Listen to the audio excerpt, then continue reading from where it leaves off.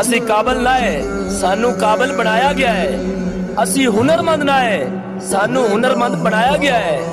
ਤੁਹਾਡੀ ਜ਼ਿੰਦਗੀ ਦੇ ਵਿੱਚ ਕੋਈ ਕਾਬਲ ਉਸਤਾਦ ਤੁਹਾਡੀ ਜ਼ਿੰਦਗੀ 'ਚ ਆ ਗਿਆ ਨਾ, ਤੁਹਾਨੂੰ ਸੱਤੇ ਹੀ ਖੈਰਾਂ ਨੇ।